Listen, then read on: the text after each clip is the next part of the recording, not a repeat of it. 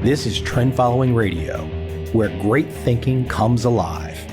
Nobel Prize winners, legendary traders, best-selling authors, and the pros that know what drive us irrational human beings. I am your host, MICHAEL COVEL. Not filtered, raw, honest. That's my passion.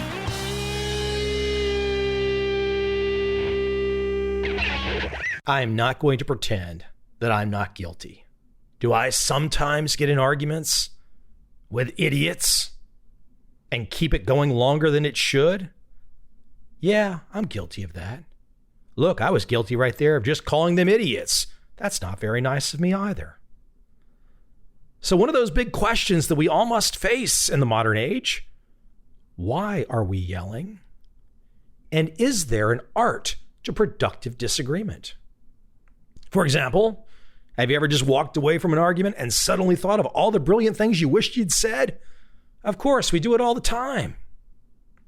My guest today brings a new framework to try and get us around just constant bickering and constant conflict. I mean, I think deep down, unless you happen to be a serial killer or the next Hitler, deep down, most people are good people. They want the same things. But we all come with bias.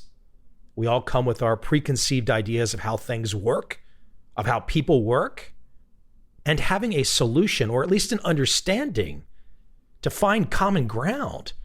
Hell, that's a damn good idea.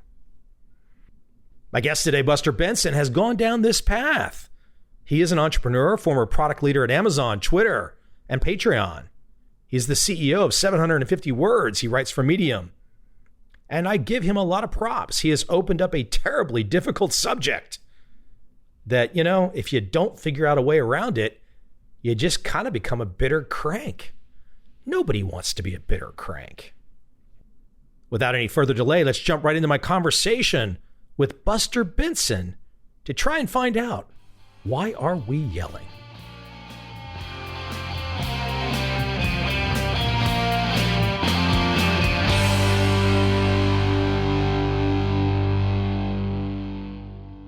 I'm thinking to myself as I'm looking at this fine book cover, why are we yelling?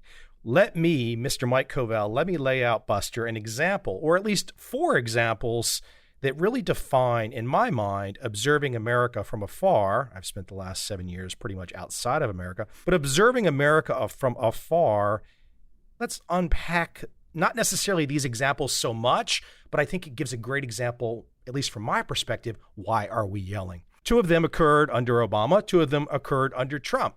The 2 examples that I can remember that occurred under Obama that really caused, I would say, a 50% disagreement. 50% of the country agreed and 50% of the country disagreed. This would be the Trayvon Martin case and I think it was Mike Smith out of St. Louis case.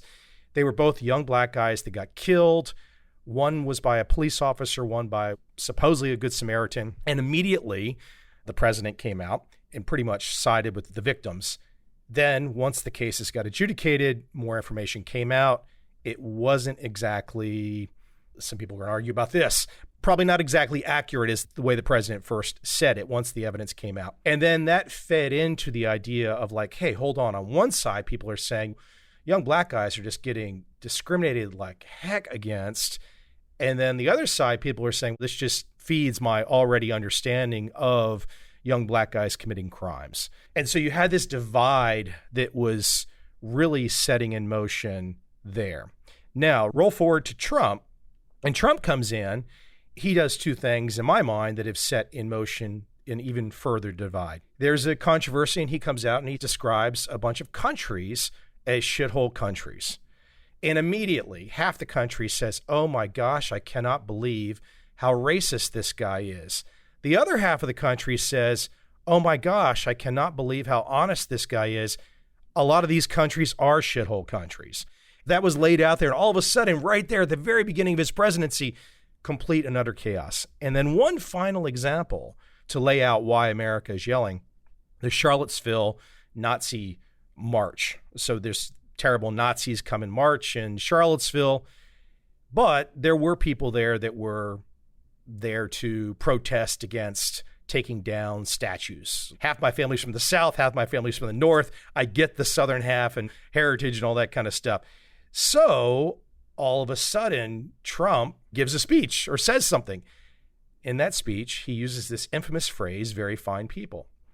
Now, half the country immediately says, oh my gosh, he's calling Nazis very fine people. But on further review, when people dug deep, they realized that he was saying that the very fine people were not the Nazis he was talking about. He was talking about the people that were there to protest taking down the statues. And that's a really interesting one, too, because now you have people like Joe Biden saying, hey, this guy's terrible. He's saying very fine people are Nazis. But then people like Sam Harris, who are no Trump supporter, have looked into it, read the transcripts, and realized he actually didn't say that. So I say to myself, why are we yelling? Well, it's pretty obvious why we're yelling. What can we do about it? Hopefully we'll find out in this conversation.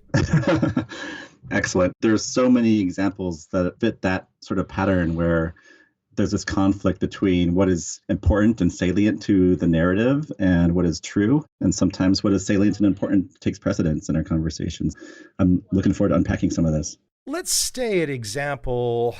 Let's stay for just maybe unpacking something like using an example of the infamous shithole countries, because this really caused half the country to dislike the other half of the country. And both sides really think they're right. And as you just said, this is extending out and out and out on so many issues. Where do people start if they don't want to start? Yeah, there's many questions in here. So let's start with, who are we having this conversation with? I think one of the easy mistakes we make in conversations like this is that we oftentimes have them with imaginary people. We have them without the other person being in the room. We see it on the news, we see it in the newspaper, we see it on social media, and then we start coming up with an argument, and we'll say that argument, but we're not actually talking to the people that might have the answers to our questions. That's really the first thing I look for, is when we're feeling frustrated, when we're yelling, when we're feeling like nothing is going to go anywhere, things are very unproductive. First thing to do is check to see if anyone in the room is there to listen to your questions and to give you some answers. It's possible to do that, but take some intentional steps forward. Okay, well, who can I talk to that sort of has an opinion or a position on one side or the other, or whatever side is on the opposite of mine, that I can talk to and try to understand where they're coming from? Because if I just try to imagine what they're thinking of and play that side of the argument as well, most likely I'm not going to be surprised because it's my own projection. But if you bring someone in, hey, they might surprise you. Okay, when you say bring somebody in, I just laid out some very controversial issues. I would guess that for most of those types of issues, each side really doesn't have a way, or at least they don't imagine they have a way, to bring somebody from the other side in. You're right at the sweet spot of something unfolding in America, for example, that is just horrendous, that two sides can't talk. All they do is yell, and they can't see the different points of view. Yeah, I mean, they can't talk because they aren't talking to each other. To take that example, if this is happening, and you said that you're on Facebook or on Twitter or at the family dinner table, nobody there is there to represent Trump's point of view or the opposite of that. It's not a conversation. It's not a disagreement because there's no one there on the other side. That's like the first question is, how do I find someone to talk to that can help me understand this? One of the things that I run into a lot in these kind of disagreements is people who say, I can't believe that the other side thinks this is okay. I don't understand how they could possibly think this. Then they say, well, if they do, that must mean that they're idiots. They must be really evil, and they must be really out of touch, whatever it is. And on the other hand, what if instead of saying, I don't understand how this can happen, you actually go and ask someone like, okay, well, can you help me understand how this belief comes to be? How would you talk about this in a way that makes sense so that I can understand you a little better?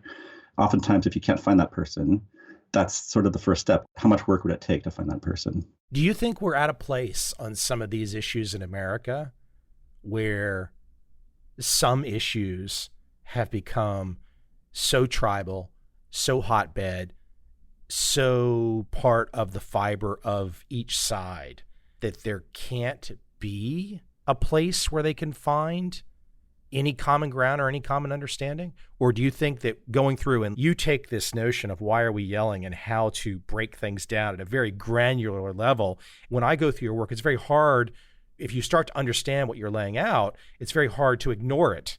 But if people don't have this kind of understanding of how to take an argument and really break down the pieces and look at the motivations of each side, they're kind of left in that tribal place. Do you think there are some issues, though, or do you feel like the perspective that you have, that you're laying out in your work, can be used to solve just about any issue? Yeah, I do believe that. I understand that's a controversial position to take. I think that there are arguments for both sides. I hold this sort of with the knowledge of that. But yeah, as long as you are talking to another human being on the other end, you're talking about the most controversial possible topic, I think there's a chance for progress. I think there's a chance to be able to see the world through their eyes and to be able to actually connect with them as a human. The fear is that we'll try to talk to someone and it will turn out that there's no humanity in them at all, that they live up to the demonization that we've projected onto them or the stereotype of them.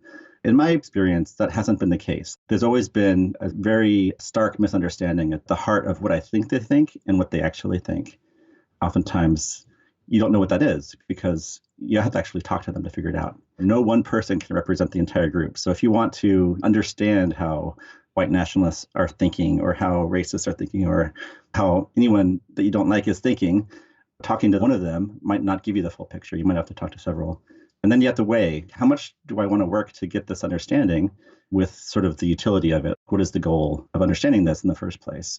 That's where you might end up saying like, okay, well, I don't have time or energy or even interest to go out and talk to every single person. But then you can say like, okay, I can understand it up to this point, and beyond that, I'm not willing or interested in understanding it further.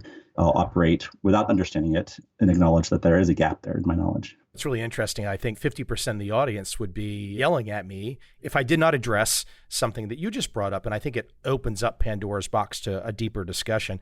Once I go off on this side tangent, I want to take it back to, why did you even write this? Why did you start to go down this path? I think what's interesting is you just use two phrases, white nationalist and racist. And what I find interesting about that is, from my perspective, if I look at America, there is for sure somewhere on the bell curve a white nationalist problem and a racist problem. I would think that most Americans, at least in their daily experience, would probably put that more on the edges of a bell curve in terms of their experience or their understanding or their belief. I see in argument these days, people take, and I think, what do you call it, the nuttier nut or something? People take the extreme edges of the bell curve on whatever issue it is. It looks good and meaty, like, oh my gosh, that's just fantastic from my argument. They take the edge of the bell curve. There's a white nationalist problem in America. We've gone past the Blues Brothers where there was Illinois Nazis. Now there's Nazis everywhere. And then they take that edge of the bell curve, extrapolate it to the middle, and then all of a sudden we've got a problem across the country pulled from the tail. And this is happening on every issue. Absolutely. And that's what happens when you don't validate. I think part of my goal with sort of advocating for finding a person to talk to is that, like in the case of some of these protests that end up being framed in that context, there might have been 100 people there. Now 100 million people are talking about it. If we try to go out and find these people, we might find that it's harder than we thought to find them. We might stop thinking of it as a homogenous, sort of pervasive group mentality that has a single intent and lives up to our worst nightmares, versus each individual person might have a different story that you can relate to. I think one thing, too, as we move away from that, is that people should probably be aware that when you get these edges of the bell curve used to extrapolate to say that all of society is bad, usually this is being done by somebody who has a very distinct desire to find advantage. They will use any piece of information to push their point. This is kind of like, to stay in the Nazi realm, for example, this is like Joseph Goebbels 101, it's propaganda 101, and every side does it. They take the extreme to extrapolate out to try and get their advantage to sway the masses. Yeah, we can apply that same principle both ways. I think that there is this idea that the media is struggling to find its own business model again, is going to go through great lengths to try to keep people's attention. But like, who are the actual people that are propagating this, and can we talk to them directly? What is the conflict at their heart that's sort of like, why am I promoting this stereotype? What is it in it for me? What system do I exist in that makes me want to do this? And sort of see it from both sides. We're all motivated to succeed on some level. I see the projection of what is this group doing going both directions in terms of trying to imagine that there's a big group of people out there that are conspiring against you. Let's start with you. as we've laid out a handful of minutes on some of these controversial issues to start to unpack, and not unpack those issues, but unpack the whole notion of argument. How did you start to come down this path where you're saying, hey, I want to go down this road of writing? Why are we yelling? What was your trigger? What caused you to go down the path? It's a long path, but it all started with, I can identify formative events in my life where I was sort of caught not knowing something that everyone else knew. Sort of became obsessed with this idea that I don't want to miss something. I don't want to miss something obvious to everyone else. This came to the forefront when Danny Kahneman's book, I think you've had him on your show, like this guy, he really made mainstream this idea that blind spots exist in all of us. That was the lens through which I found this. I tried to consolidate and synthesize all of the cognitive biases that have been found over like 200 or so into why do they exist? Why do our brains do this? And trying to find the purpose that they ran. This was useful in my career. I was a product manager at Amazon, Twitter, Slack, a couple other tech companies.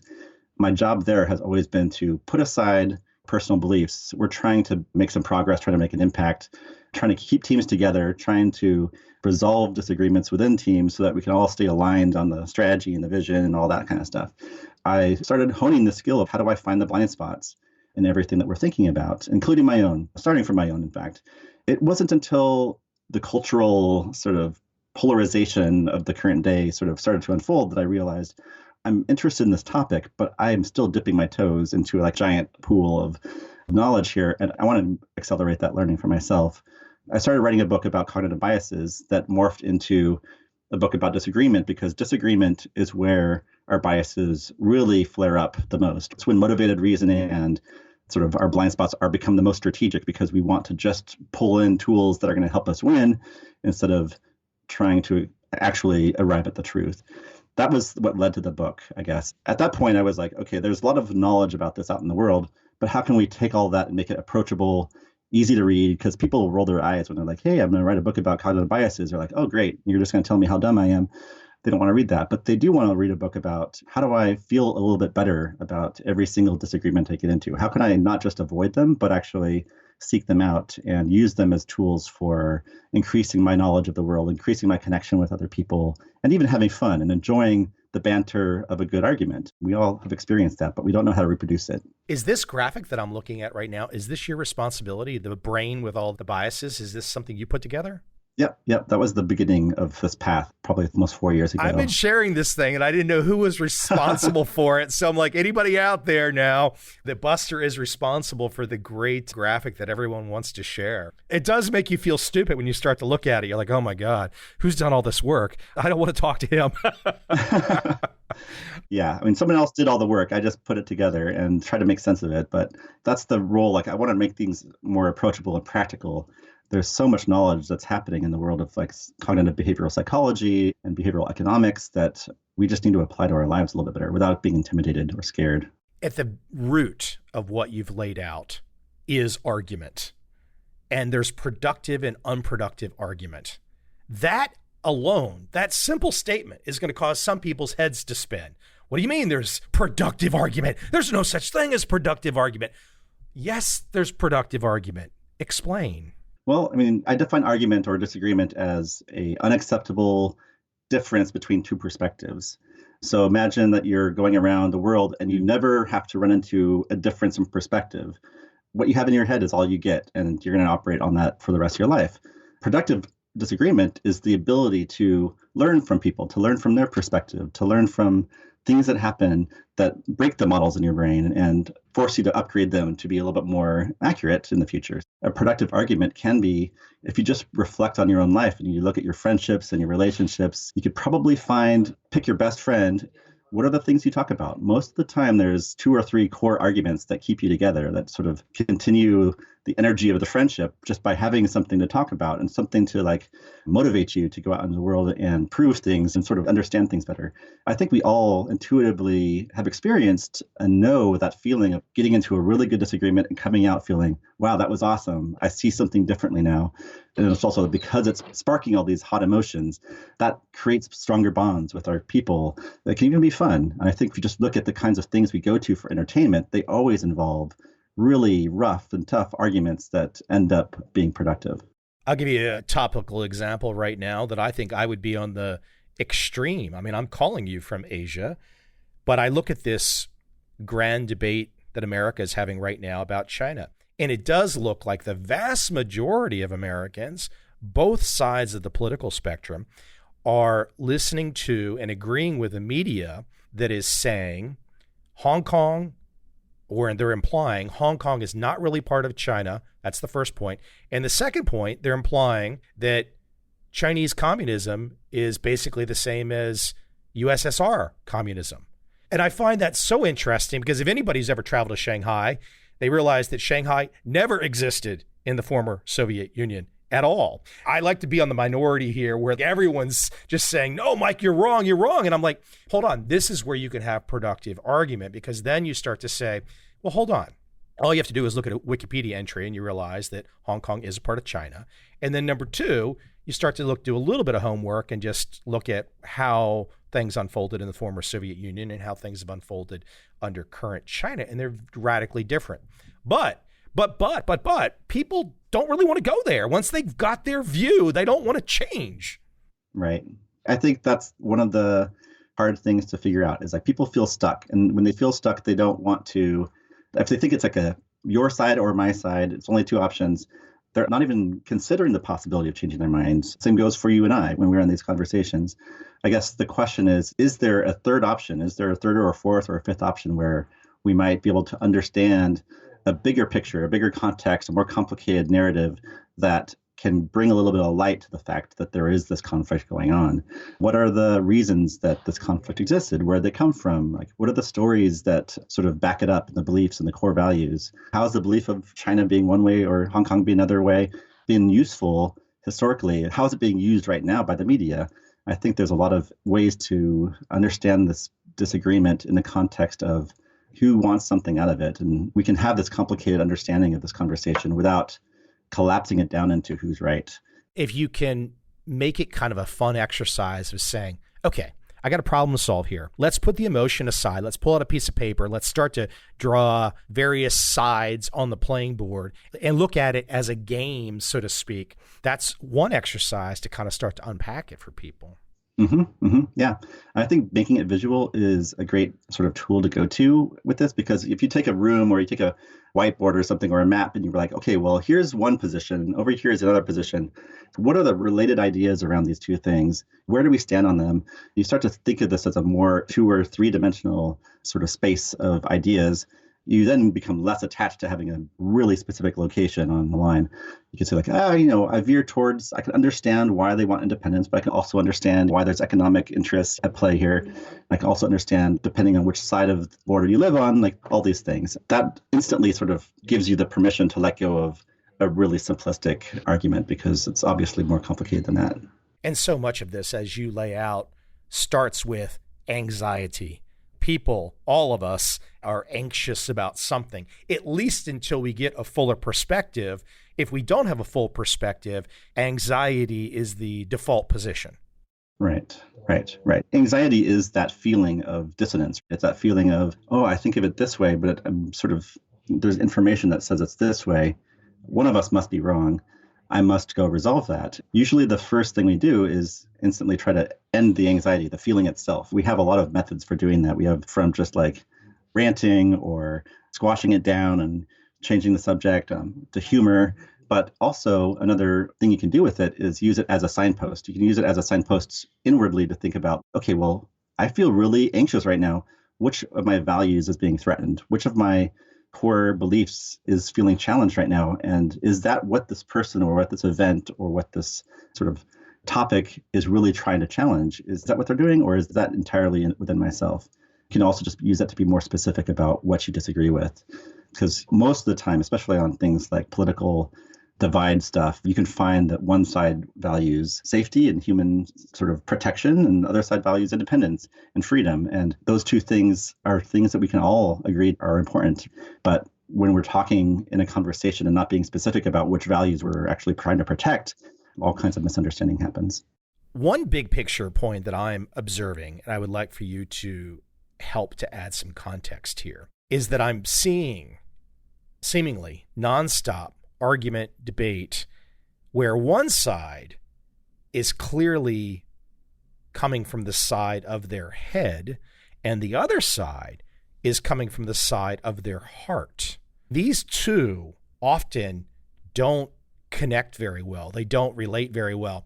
To add a step further to it, and you're welcome to agree or disagree, I would argue that many of the head debaters are coming from the male perspective, and many of the heart debaters are coming from the female perspective for an assortment of reasons. And I'm just really speaking to perhaps the broad swath under the bell curve. There's going to be differences and extremes, and not everyone's going to have the same perspective. But I think overall, it does seem like to me that there is, in the modern times, in the social media times, we're having a lot more of the male coming from the head and the female coming from the heart.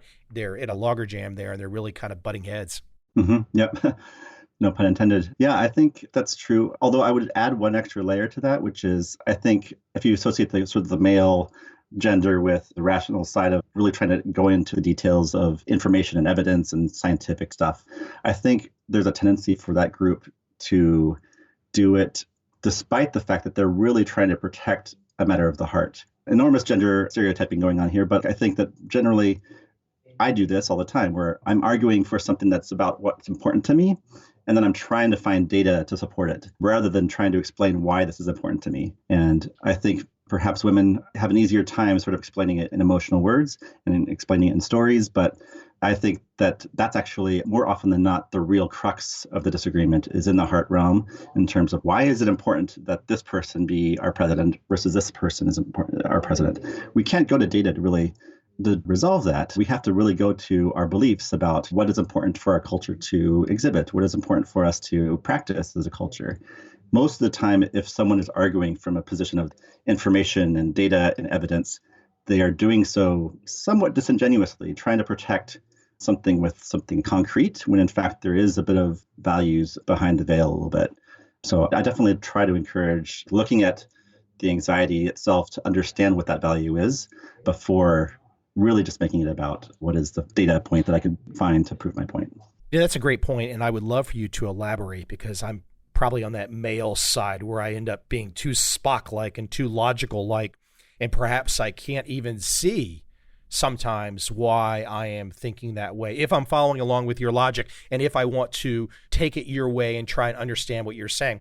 So if I come at something from a very logical perspective, is there an example you could show with males? Because I think males sometimes come from the logical perspective because they see it as fairness. At least that's what I think in my mind. But you're saying, well, Mike, it could be something else. Do you have an example for men to see that? Because when you say, well, hold on, men, you're coming at it from a logical, reasonable perspective, but reality is maybe you're really protecting something of the heart. A lot of men are going to say, hold on, Buster, what the hell are you talking about? Yeah. Well, you said it. I mean, I think even saying that you value fairness or opportunity or freedom or independence, all these things are values. They're not facts. There's no reason why our country needs to have the freedoms that it has. It's a choice. It's a belief. It's a preference. When we protect those values, and then we say, hey, look, this is what the Constitution says. This is how I interpret the Constitution. It means that we all can have guns or we can all say whatever we want. All these things where you bring it down to like a line in a Constitution versus actually talking about why is it important that our country have these values? Why is it important to you? How does it speak to your culture? How does it, and oftentimes, how does a threat to these values scare you? How does a threat to your own personal independence make you feel scared? And what are the experiences that created that fear? And sort of what are the stories that you can talk about that sort of back it up? Because once we understand that, there's a lot of lonely people out there that you just don't feel heard and don't feel understood.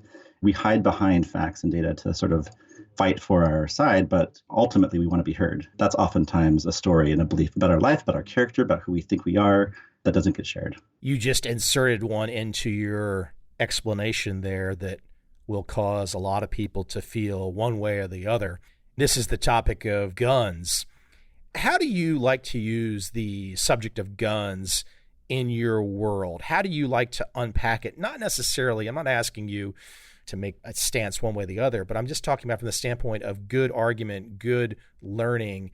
How have you seen the topic of guns to be useful? Yeah, I mean, I love this topic because it captures a lot of it goes into the head, the heart, and the hands. Like all of these topics are sort of covered in the gun control, gun violence, gun freedom, like gun rights, all that stuff. I like to use it because, and I have many conversations, I personally am probably more towards the idea that there probably is some gun control that can happen to reduce violence, but I'm not all the way on the like ban assault rifles kinds of things. I only got there by talking to a lot of people, former and current NRA members and people that have guns and people that use it to protect people and people that have had evidence of domestic violence in their family and like all these other things that sort of complicated the narrative for me. So when I talk to someone about this, I usually first try to start with what are we trying to protect? Because like in this case, both sides are trying to protect someone. That's an easy value to connect on because it's all about self-defense or it's about sort of helping people that are more helpless. That's a good place to start. And then I oftentimes try to say, can we agree that there should be less violence in the world? Or let's just say less violence in the United States or any country. If we can agree on that, if there was half the number of homicides in the world and half the number of suicides in the world, is that a win for both of us? That's usually something that we can connect on. And then we can say like, okay, well, using sort of the hands realm, like what are the proposals and ideas that might help us long-term reduce that violence? It doesn't have to be guns. It could be anything. It could be more protections and more checks for mental health, or it could be more support systems, or even sometimes more relaxed laws. I've talked to some people who are gun rights advocates who are like, if I'm suicidal, I want to be able to give my guns to someone else, even if they don't have a background check, just so they can take care of it. And the law currently prevents me from doing that. I get that. Sometimes I think that makes sense.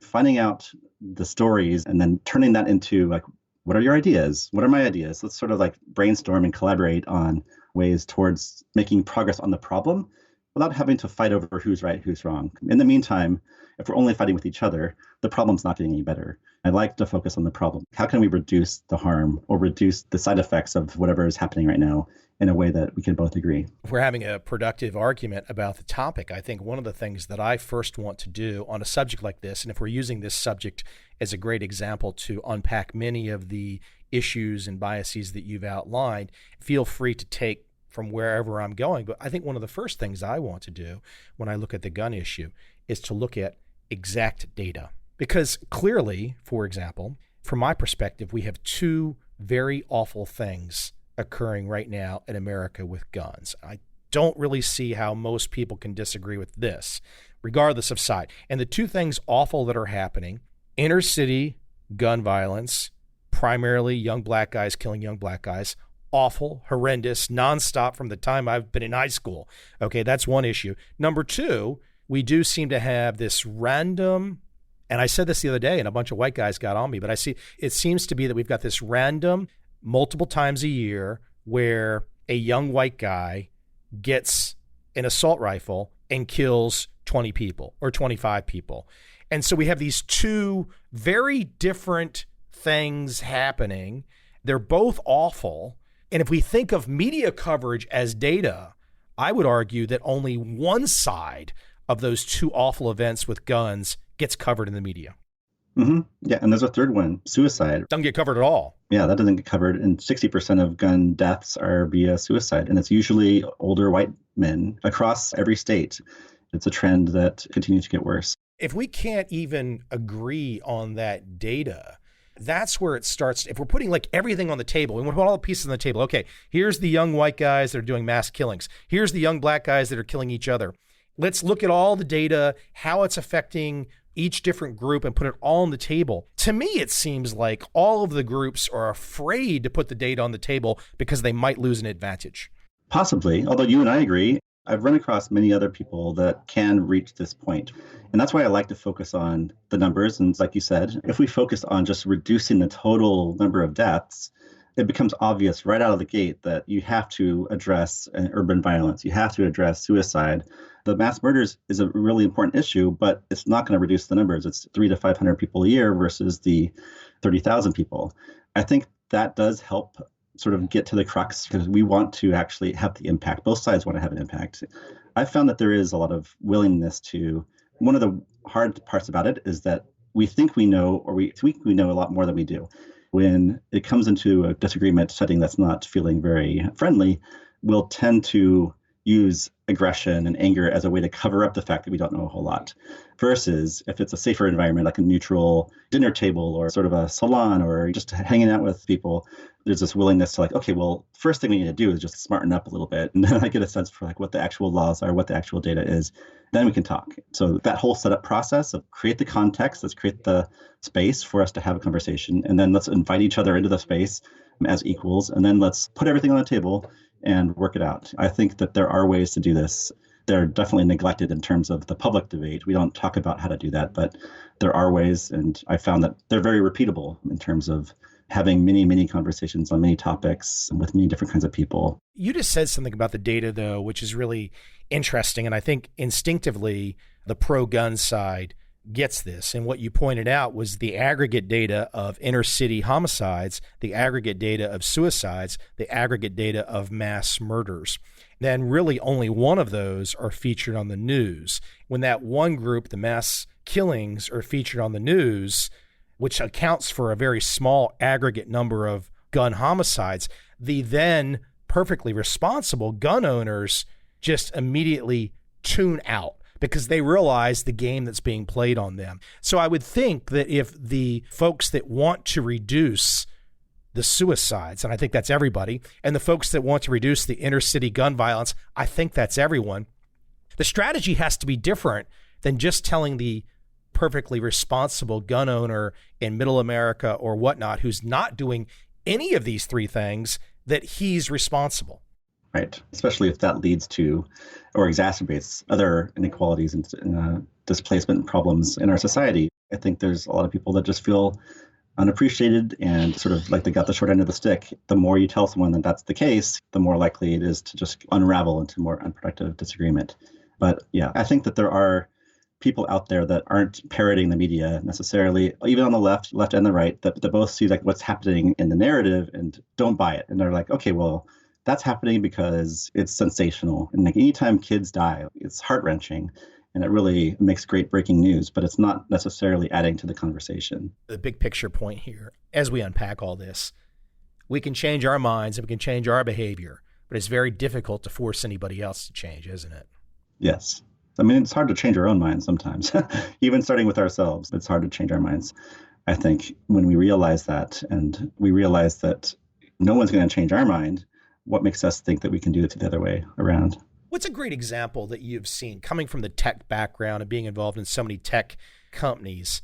Do you want to share an example of the argument, the yelling that you perhaps saw in one of the companies that you were at that really stands out with you as such a great illustrative example of the many issues that you're putting into your book? Is there one that stands out?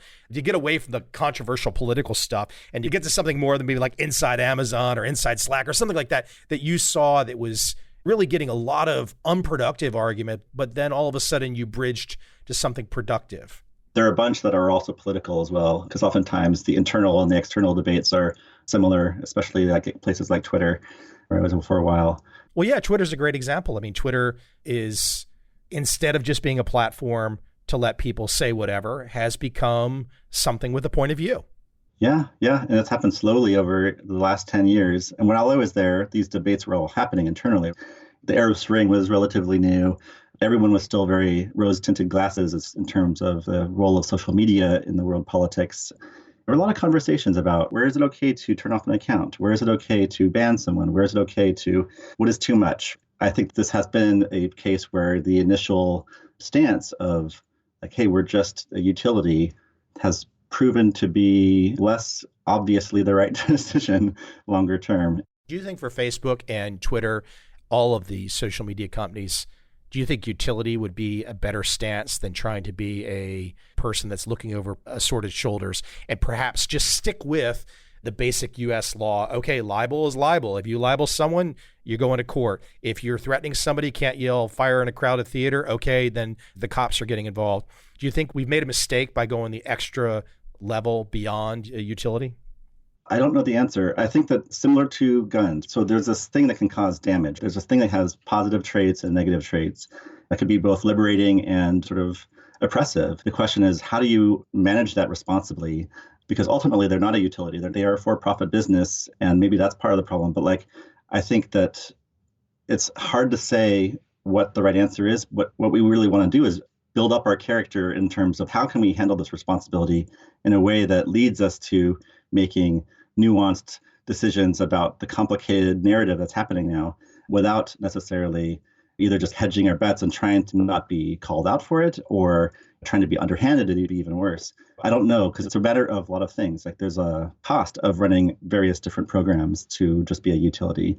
There's also fraud. There's also abuse. There's also like, how do you interface with the government? All these things that you can't make it in a vacuum. And sort of from the outside, it's easy to imagine that all of this is free for them to do. They must have infinite resources to do whatever they want, but just not the case. Like most of them are operating, struggling with keeping their engineers at the same time that they're trying to stay under the weight of all the different requests to change the service from the government or to like extract information and trying to appease the shareholders. And it's a dance. You just got to get better at the dance. And there's got to be people there that are willing to be wrong and to be willing to change their minds and be willing to even engage the public in a disagreement and not just be a PR firm that communicates with the public. I think it's more of a meta answer. Improve the process of communication for these companies. Facebook is trying to communicate more, but like they get slammed every single time they say anything. That's not going to lead to more opening up. It's going to lead to more defensive behavior. That's scary because if they do close up, which they have the right to do, they could be very malicious, and maybe they are. We should try to include them in the debate instead of just ostracize them. Well, it is true when you talk about social media and the opportunity to be malicious. America loves to talk about freedom of speech, but it's pretty damn clear to this 50-year-old guy, yours truly, who you're talking to right now, me, freedom of speech does not exist in America in a way that it did before because you can be punished right now.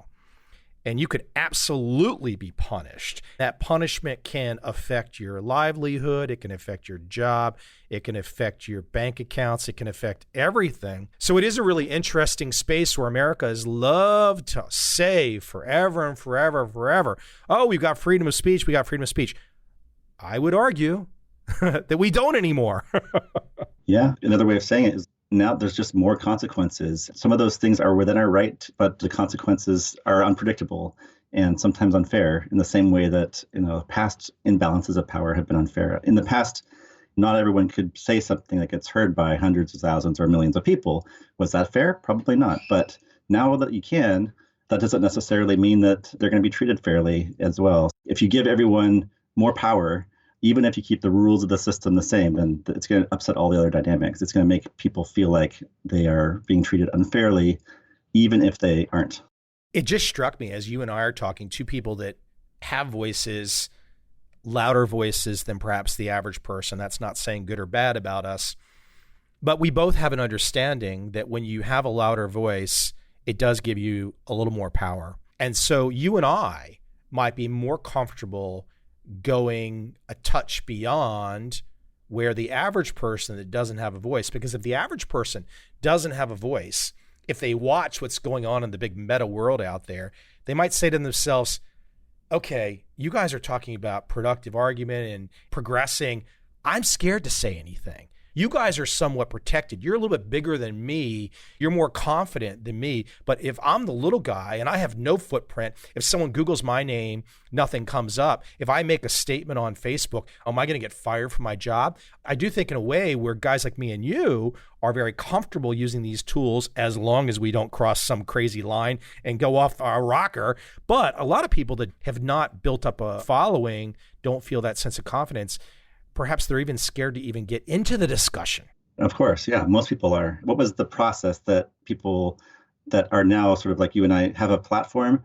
How did we get here? How did we build those character traits? How did we sort of learn in a safe environment to practice and get better?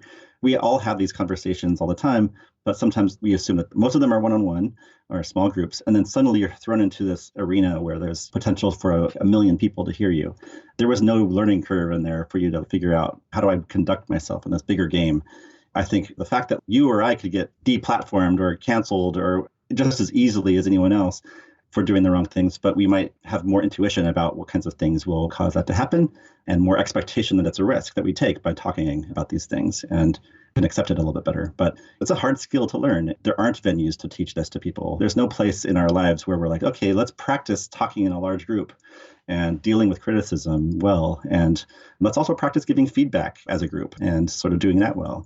And these things are things that some people might have, but it's not a cultural norm at this point. I'll give you a great example as we wind down. Something that happened the other day. It was my observation of somebody not familiar with the norms of expressing themselves in a productive way. I asked a simple question because I happened to be in the country when I asked the question. I asked on Facebook, probably mostly Americans, maybe other countries too, but I asked what people's perspective was on Vietnam. Just kind of a one word or their understanding. And a lot of people gave typical responses, but nothing really negative. And one guy said, oh, my father went there and he got hurt the first day and he couldn't wait to get out of that godforsaken country.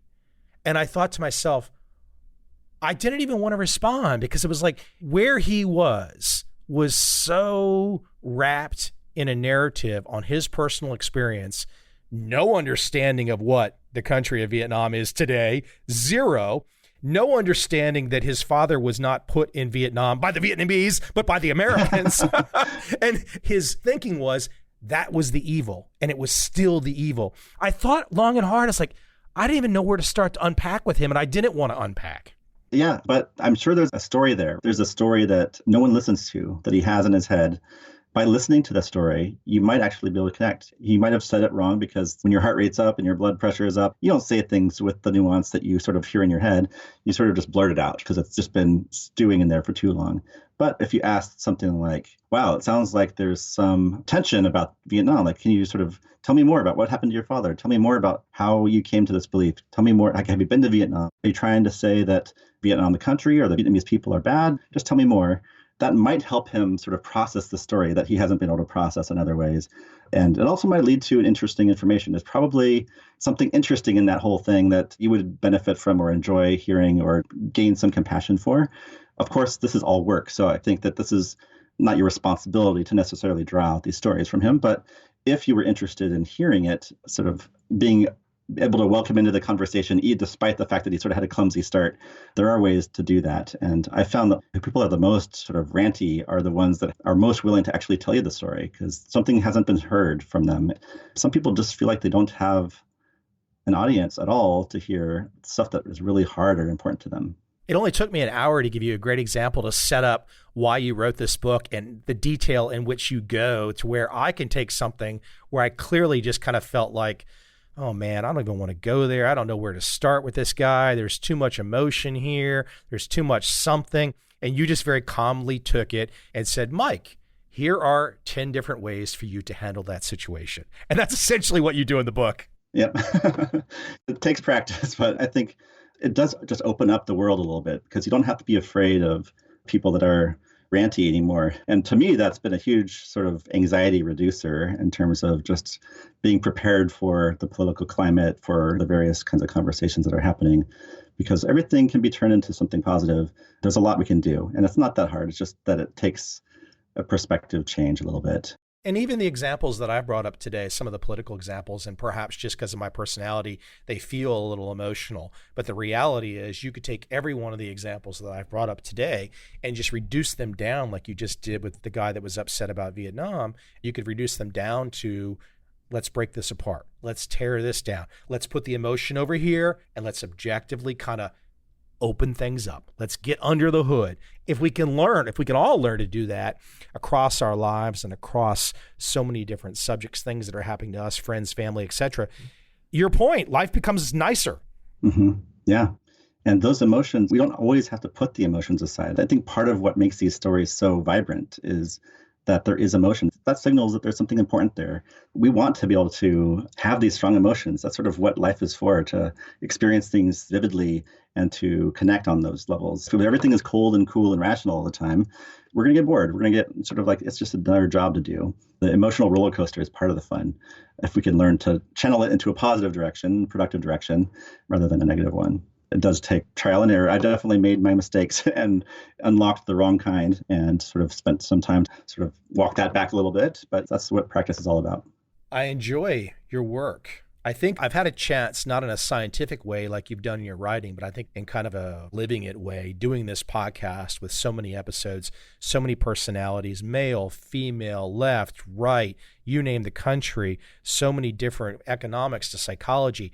I sometimes wonder, what has that done to me? And I think when I go through your work, I realize that not seeing the detail and the scientific detail that you've put together, some of this has happened to me just by having so many conversations with so many different people changes you. Yeah. And it's hard to appreciate how much that does change us to sort of see the world through different people's eyes. I mean, I think it's part of why every single podcast host I've talked to is a really interesting and well-rounded person, because I think just talking to other people that are different and asking them good questions does build character, does sort of give you a richer view of the world.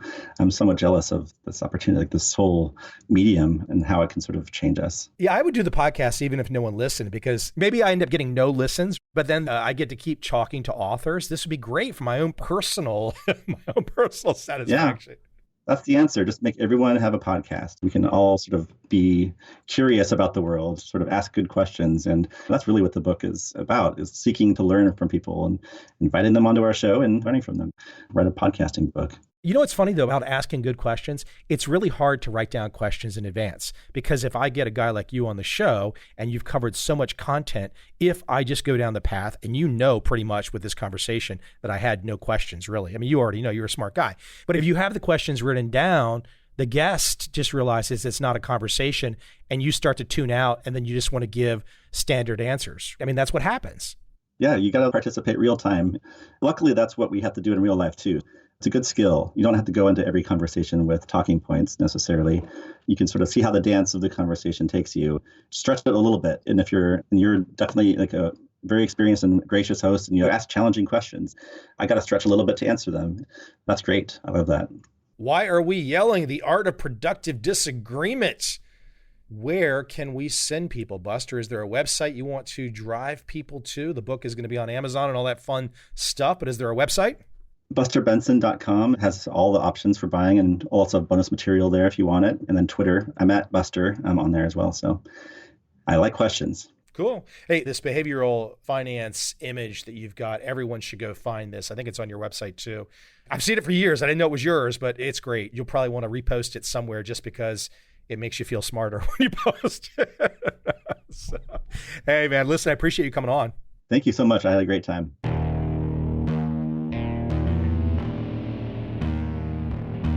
I see a time when those awake will understand how to make money in up, down, and surprise markets. Whether new trader or experienced, college student or financial advisor, protecting against a crash or just trying to make a lot of money, trend following offers everyone an answer in uncertain times. To get started immediately, send me an email, michael@covel.com. I will send you the right trend following steps to take along with my free video. But if you want to buy and hold, trust the government and trust Wall Street, this is absolutely not for you.